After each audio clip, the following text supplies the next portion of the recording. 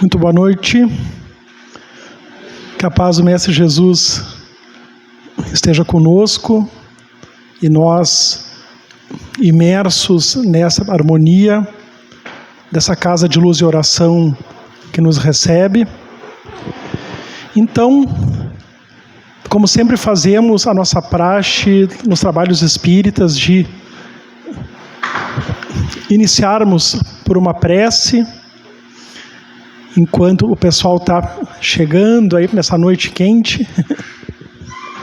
Vamos nos acomodando. E nesse instante convidamos a todos a que nos coloquemos numa posição confortável nas poltronas, que fechemos os olhos, se assim o quisermos, e elevemos o nosso pensamento ao alto, colocando em comunhão com essa espiritualidade maior, abrindo os nossos campos mentais e energéticos a este trabalho que está começando, pedindo à espiritualidade que nos assista em todas as nossas necessidades e naquilo que viemos buscar hoje. Que a espiritualidade também assista na transmissão e na compreensão da mensagem, para que tenhamos todos nós um encontro muito proveitoso na dádiva dessa oportunidade que a espiritualidade nos concede. Que assim seja. Então, meus irmãos, meus amigos, é uma alegria muito grande poder voltar a Joana de Ângeles e estar aqui hoje para esse trabalho, que objetiva estudar em conjunto 3 itens do capítulo 5º do Evangelho segundo o Espiritismo. Bem-aventurados os aflitos é o título desse capítulo, que é o mais longo de todo o livro, justamente pela questão das dores e das aflições serem ainda tão presentes na nossa humanidade terrena. Lá em Ronda Alta me pediram um nome, né? Então esse trabalho lá teve o nome de Algumas Faces das Aflições, que são 3 aspectos que nós tiramos ali de mensagens mediúnicas que Allan Kardec escolheu para incluir lá no finalzinho do capítulo 5º sobre as dores e as aflições. Uma delas tem como título Se Fosse o Homem de Bem, Teria Morrido, de autoria do espírito Fénelon. A segunda também de autoria de Fénelon, Os Tormentos Voluntários. E a terceira, uma mensagem de autoria do espírito que assinou como Delphine de Girardin, A Desgraça Real. É muito interessante, a montagem desse trabalho se deu lá no Centro Espírita Caritas, onde eu estou trabalhando hoje, e eu nunca tinha trabalhado essas 3 mensagens juntas, separadas do resto, e é muito interessante a leitura que as 3 lado a lado nos possibilitam. Mas sempre que nós trabalhamos o capítulo 5º e lembramos dessa questão que é tão presente aqui na Terra para todos nós, ainda das dores, claro que o objetivo do capítulo 5º não é que a gente foque demais nisso, né? Na verdade, toda a construção que o Espiritismo vem fazendo principalmente com a obra psicológica de Joana de Ângeles, é que consigamos dar um foco principalmente nos aspectos positivos da vida, né? Mas todos nós sabemos que as aflições, elas fazem parte da nossa condição humana no nível evolutivo em que nós nos encontramos aqui na Terra. Dá para separar o conceito de dor e de aflição. Tem gente que sustenta que a dor é obrigatória, mas a aflição é opcional, separando essa questão da situação que acontece, da forma como nós a recebemos dentro da gente.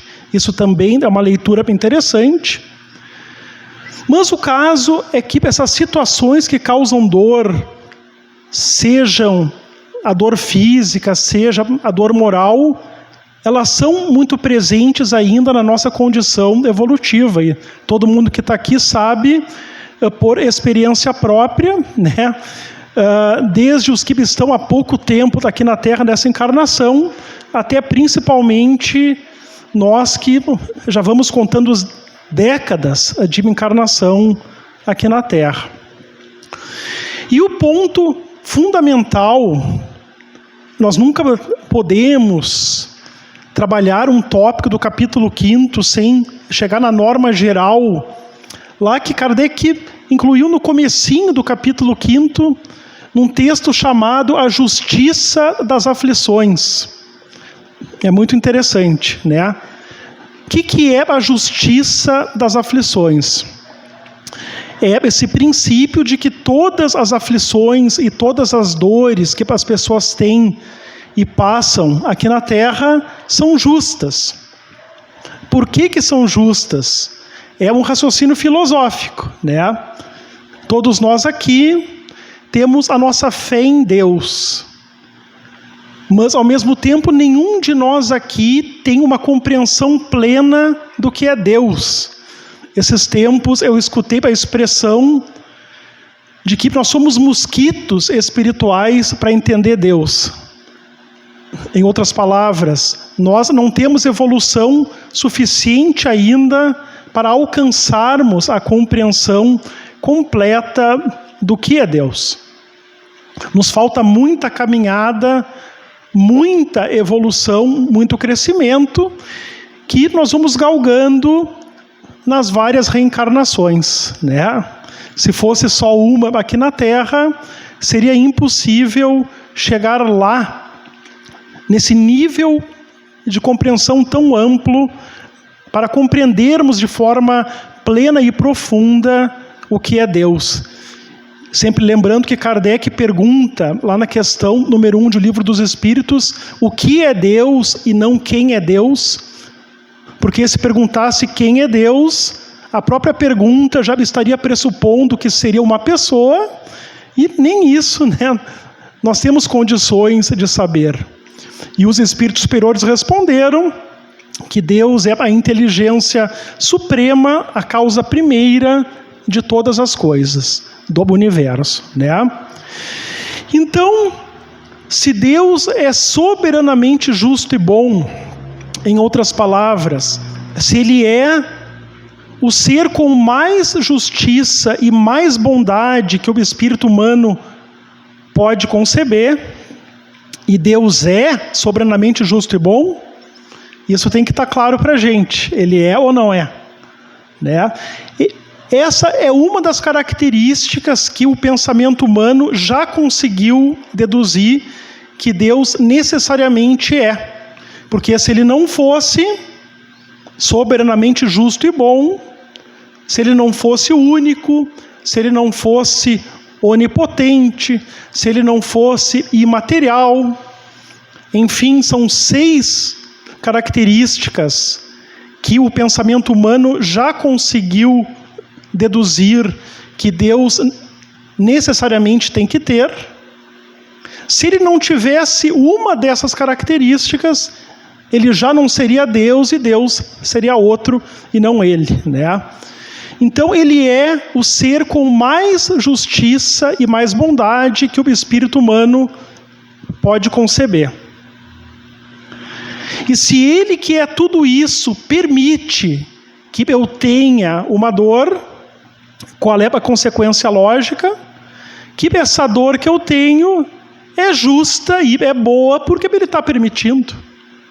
Se Ele não tivesse permitindo, essa dor não teria chegado para mim e teria chegado, quem sabe, para outra pessoa.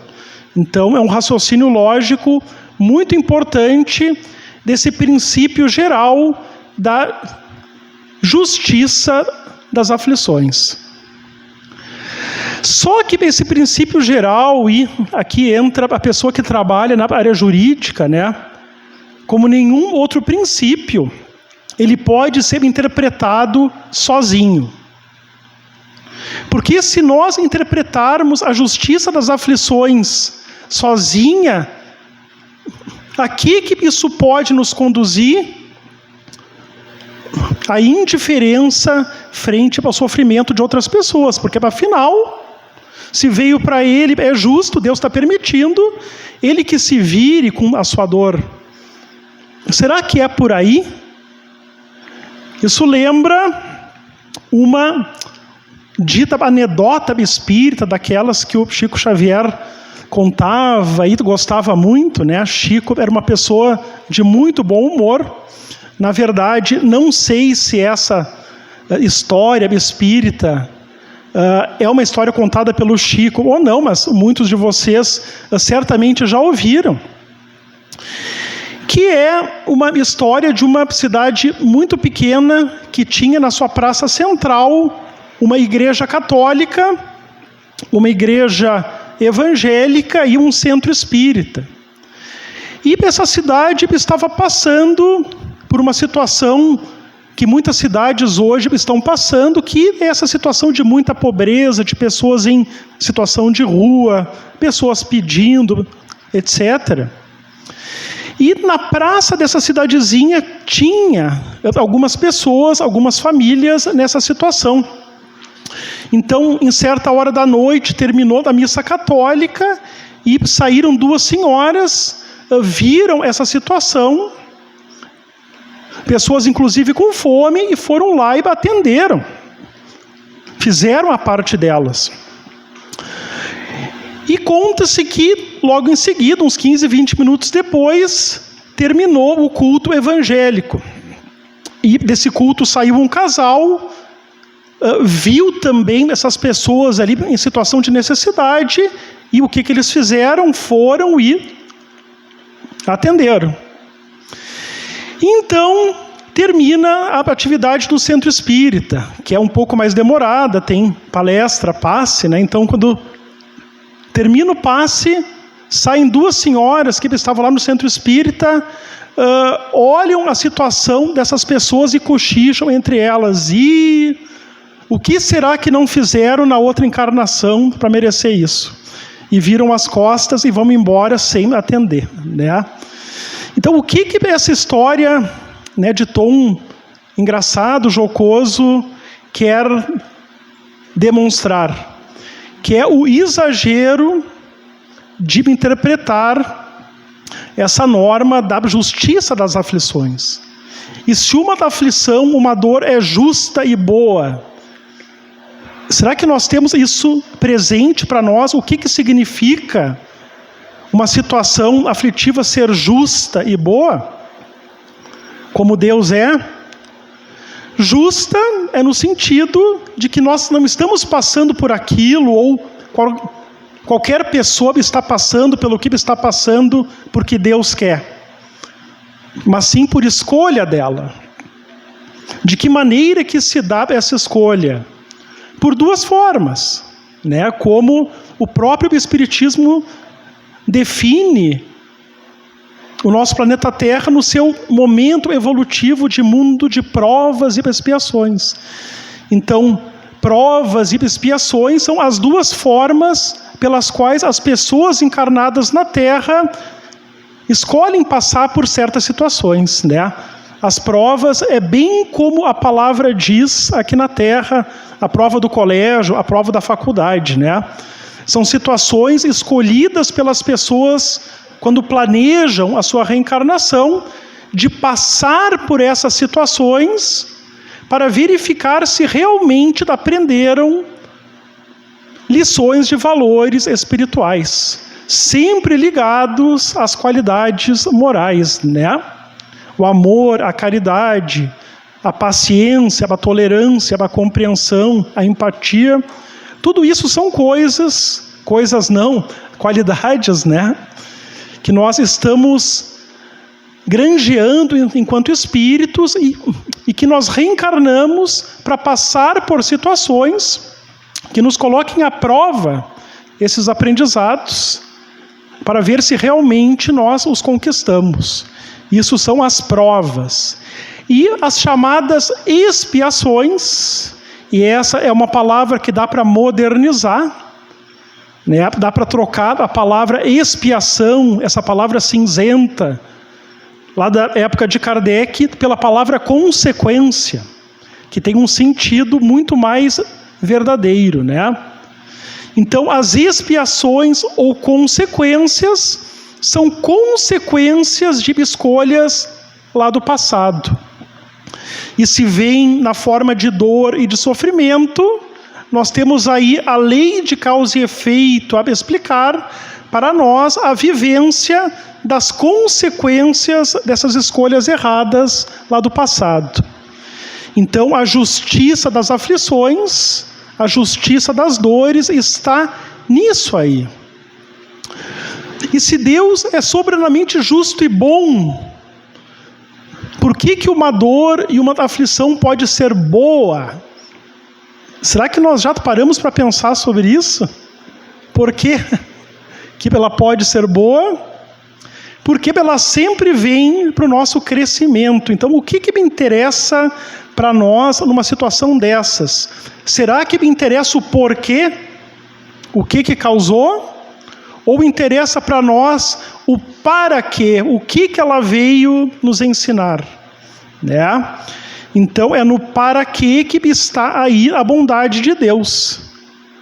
Que a dor ainda é uma professora de que nós precisamos, coletivamente, enquanto humanidade, no nosso atual estágio evolutivo. Sempre se diz que nós aprendemos de duas formas, né? Ou pelo amor ou pela dor. Então, por muitos e muitos milênios, não sabemos quantos, nas nossas várias reencarnações, nós só temos entendido as lições da professora dor. A dor foi, durante muitos milênios para nós, a única pedagogia que a espiritualidade superior tinha para usar conosco em nossos períodos de ignorância enquanto espíritos. Mas a boa notícia, a grande notícia, é que nós já temos condições de progressivamente não irmos mais precisando da dor, porque nós já temos conhecimento suficiente, ou estamos começando a ter esse conhecimento, para aprendermos pelo amor, pelas nossas próprias escolhas, e não mais pela professora dor, né? Então, é esse o princípio geral do capítulo 5º. Então, se aquelas duas senhorinhas que saíram lá do centro espírita e viraram as costas para aquelas pessoas que estavam em necessidade, se elas não estavam certas ao dizer que aquelas pessoas estavam naquela situação por responsabilidade, por escolhas delas, de que maneira que nós temos que interpretar esse princípio da justiça das aflições? Aí que entra a hermenêutica quase jurídica, né, para usar uma palavra lá da minha área de atuação. Que sempre um princípio ele tem que ser aplicado junto com o outro. Senão ele gera injustiça, né? Então, com qual princípio que se casa o princípio da justiça das aflições? Lá do capítulo 5º, se casa com o princípio da caridade, da lei de amor, lá do capítulo 11, que nos recomenda sempre fazer para o outro aquilo que gostaríamos que fizessem para nós naquela situação, que é uma lei de amor e de empatia e de solidariedade, né? Então, esse princípio tem que ser interpretado junto com este outro, tanto nas nossas ações individuais, o que nos faz sempre perguntar em cada situação o que nós podemos fazer naquela situação para ajudar quem está precisando, né? Sejam seres humanos, sejam os irmãos menores, nos colocando úteis e sempre prestando atenção nos vários meios onde nós estamos inseridos, né? E não só individualmente, mas também coletivamente, porque o Espiritismo, ele é uma doutrina de progresso, uma das 10 leis morais estudadas lá em O Livro dos Espíritos, é a lei do progresso, né?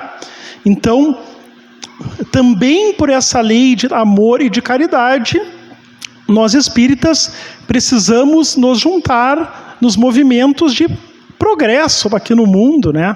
Como foi lá na época de Kardec.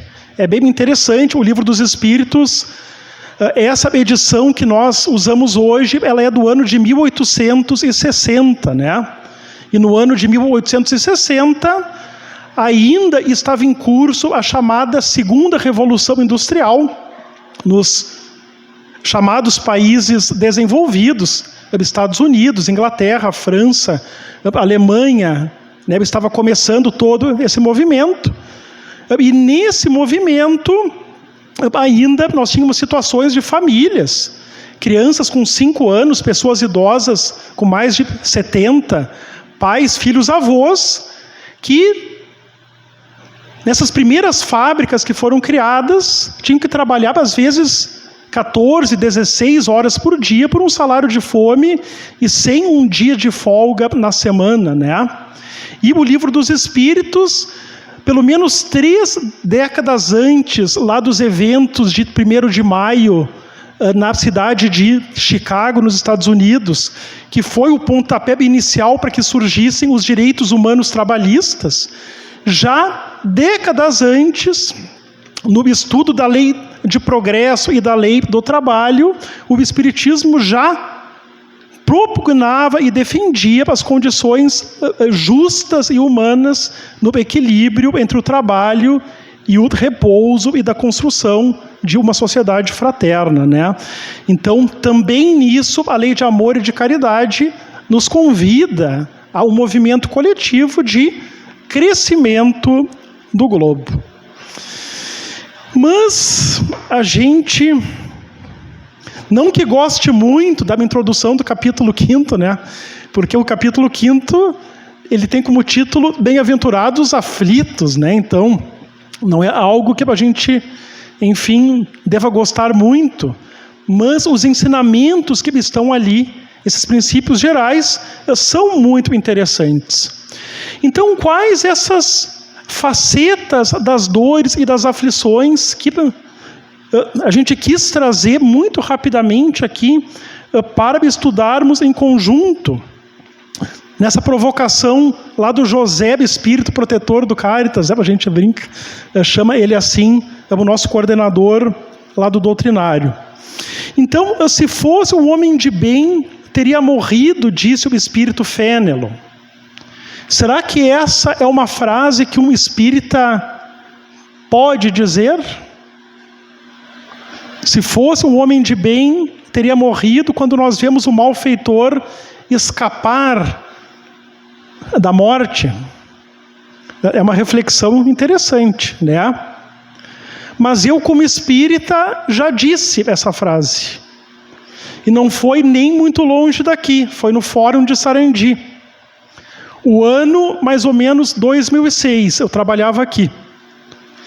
E naquela época nós tínhamos um rapaz, recém-saído da adolescência, ali com seus 19, 20 anos, que estava metendo o terror em Sarandi. Quando estava solto, cometia 2, 3 furtos por dia, às vezes mais. Ele era extremamente exímio nisso. E teve um momento em que houve uma troca de tiros, não lembro mais se entre polícia e, digamos assim, foras da lei, ou se entre grupos de foras da lei.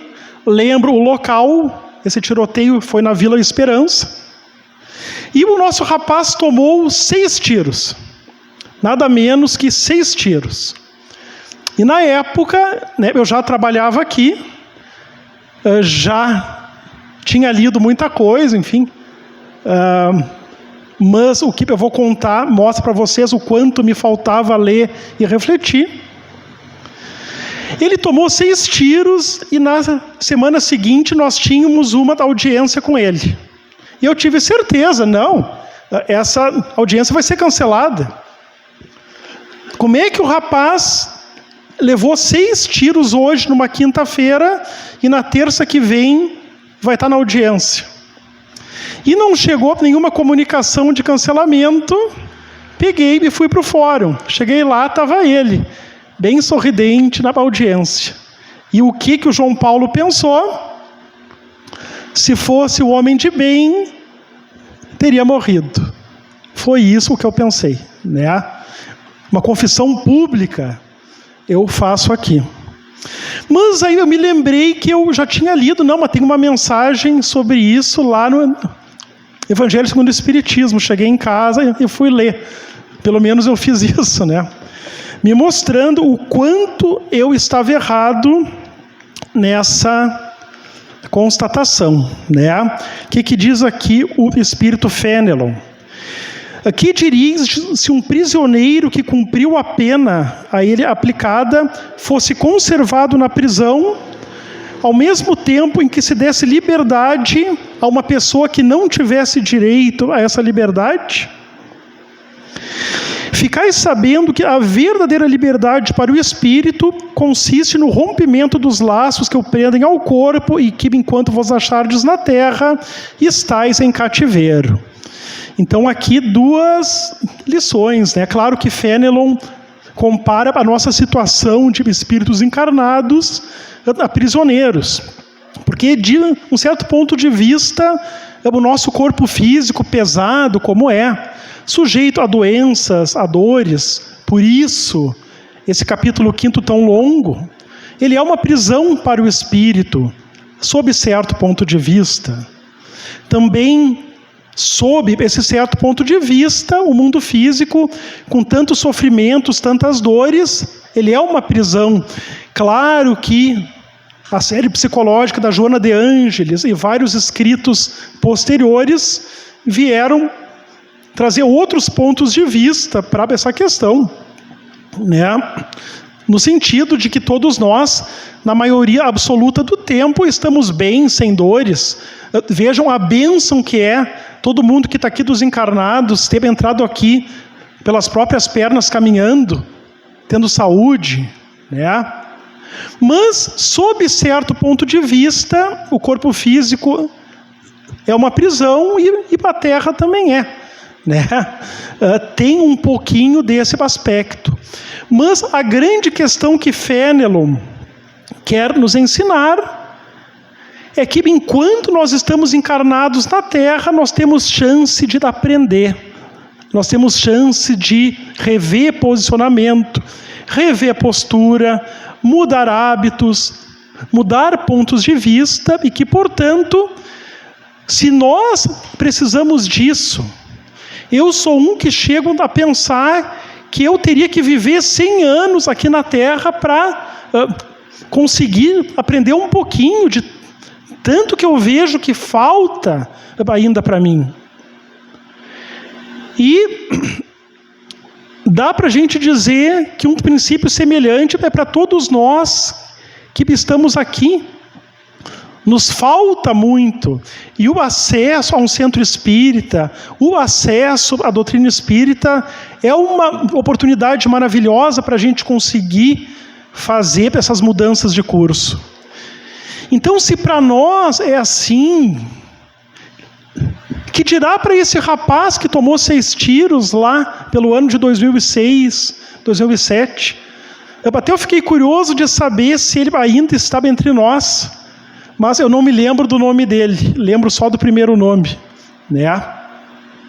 E também não vou sair pesquisando, perguntando lá para os policiais da minha época como é que era o nome dele, né?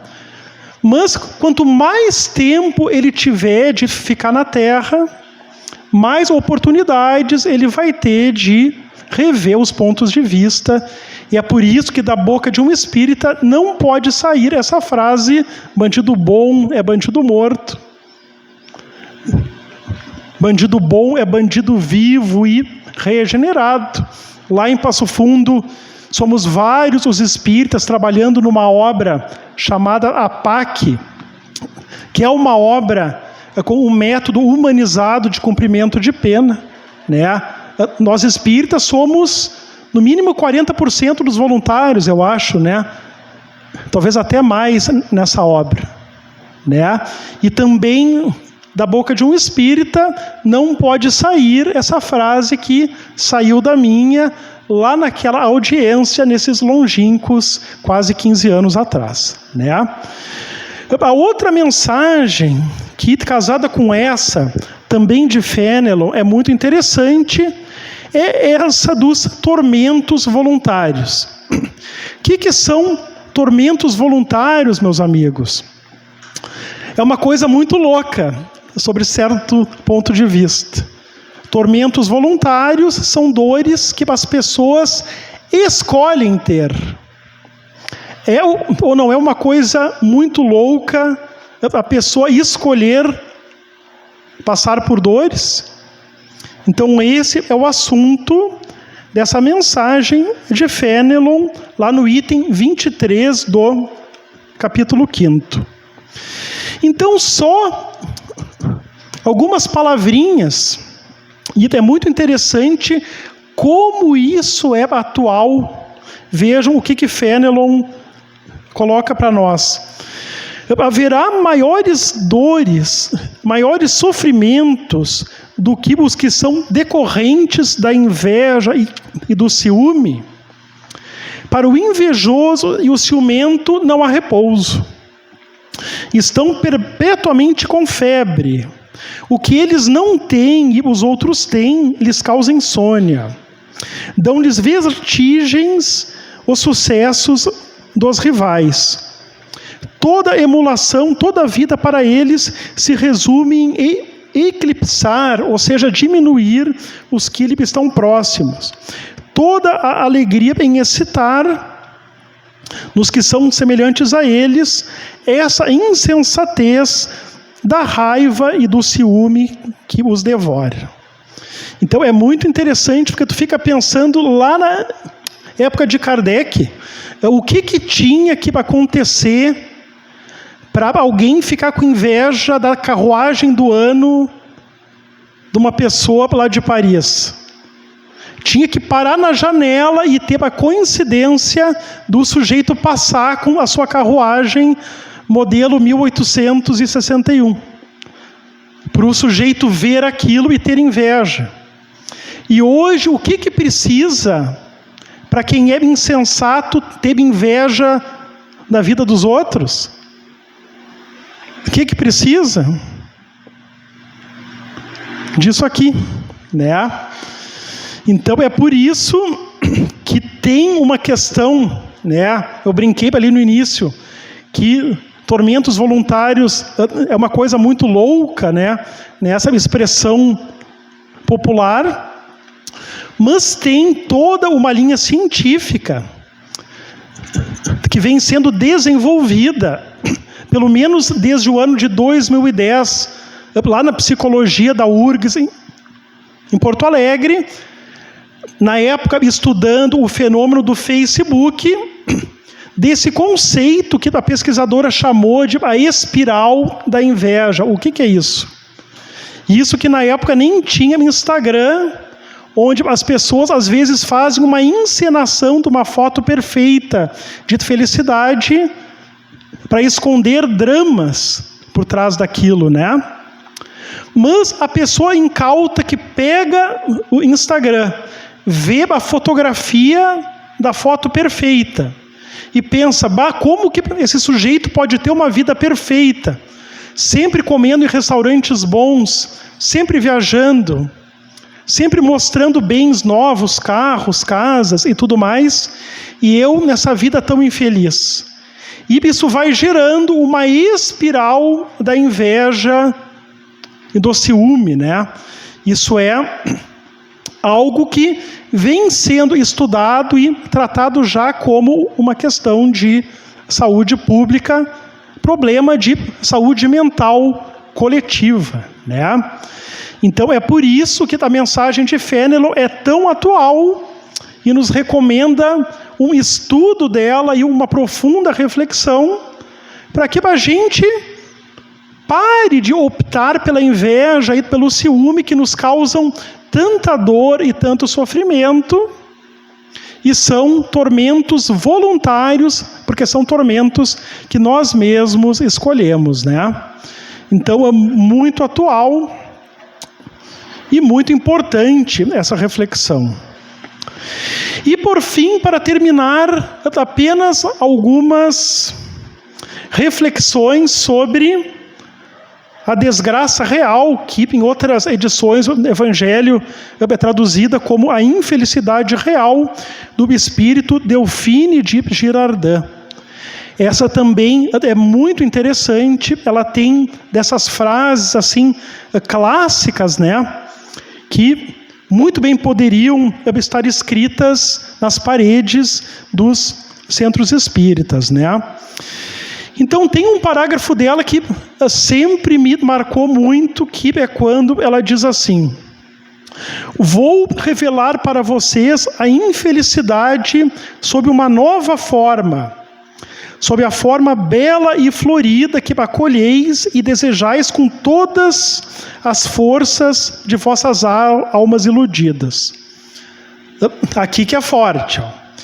A infelicidade é a alegria, é o prazer, é o tumulto, é a vã agitação, é a satisfação louca da vaidade, que fazem calar a consciência, que comprimem a ação do pensamento, que atordoam a pessoa com relação ao seu futuro.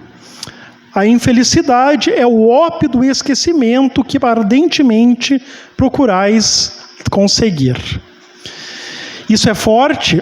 Nas primeiras vezes que eu li, eu achei forte, porque ela diz aqui, sem meias palavras, que a infelicidade é aquilo que a maior parte das pessoas aí no mundo dedica a sua vida a procurar como se fosse da felicidade, né? Nos festejos, nas substâncias, nas bebidas, nas viagens, enfim, em tudo o que ela chama de louca satisfação da vaidade. Mas como ela fala que isso tudo é negativo quando traz o ópio do esquecimento, nós podemos interpretar que essas coisas se tornam para nós negativas quando nos fazem esquecer do verdadeiro motivo pelo qual nós estamos na Terra. E qual é o verdadeiro motivo pelo qual nós estamos na Terra? Toda quarta-feira, às 20 horas, um pouquinho disso é trazido, né? Um pouquinho disso a gente precisa buscar todos os dias, em 10, 20 minutinhos de estudo, de leitura, de reflexão, de meditação. Quem não tem tempo para ler, que seja ouvindo um pouquinho algo de construtivo e positivo que está ali no YouTube, por exemplo, para nunca esquecermos da verdadeira razão pela qual nós estamos aqui na Terra, temporariamente.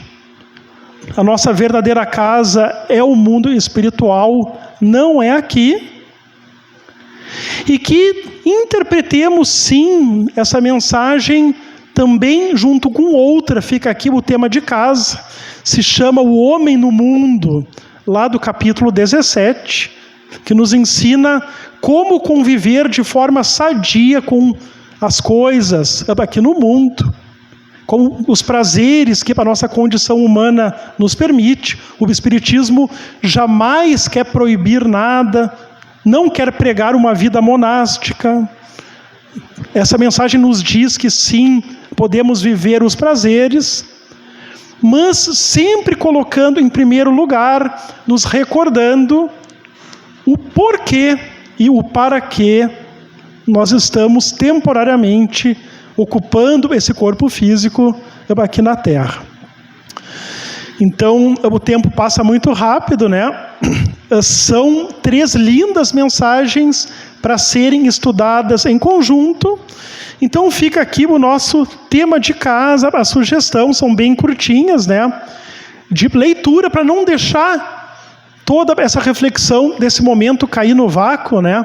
Chegar em casa e, hoje ou amanhã, ou no fim de semana, dar uma lida nessas 3 mensagenzinhas aqui, dos itens 22, 23 e 24, do capítulo 5º do Evangelho segundo o Espiritismo.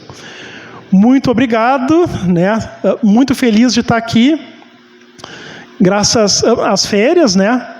E nós encerramos, então, esse nosso momento de reflexão com a nossa prece. Convidando a todos aqui, fechemos os olhos, elevemos o nosso pensamento ao alto, a Deus, a Jesus, a espiritualidade maior. Mais uma vez, mergulhando nessa psicosfera de paz, luz e oração em que estamos imersos, agradecendo a espiritualidade por ter nos possibilitado estarmos aqui nessa noite. Que esses amigos espirituais nos atendam energeticamente para a saúde do corpo e do espírito. Agora e logo depois, no momento do passe individual, que a mensagem trabalhada possa ser útil para as nossas reflexões, e que possamos também praticar um pouquinho de caridade, de lei de amor agora, como o nosso pensamento, irradiando essas boas energias para os nossos lares, mentalizando essa luz divina entrando pela porta da frente, iluminando todos os cômodos e ambientes, promovendo uma limpeza energética e envolvendo os nossos entes queridos que ficaram lá, que nesse instante mentalizamos sorridentes, alegres, felizes, equilibrados.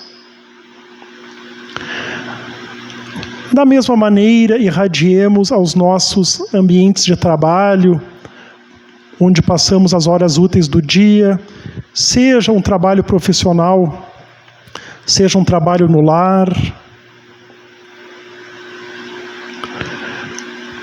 Irradiemos a todos aqueles lares que conhecemos e que sabemos que nesse momento estão em crise, onde falta esse verdadeiro espírito de religiosidade.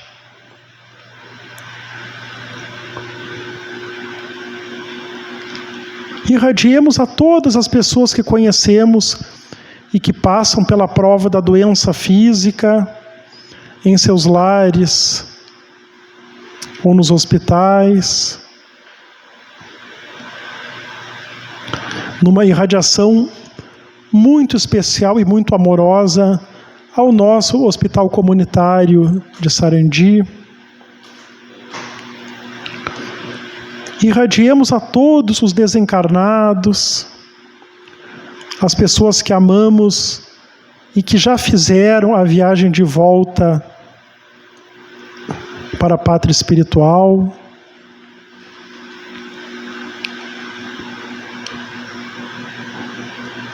E assim, nesse espírito, profundamente agradecidos e elevados, damos por encerrado o trabalho desta noite. Que assim seja.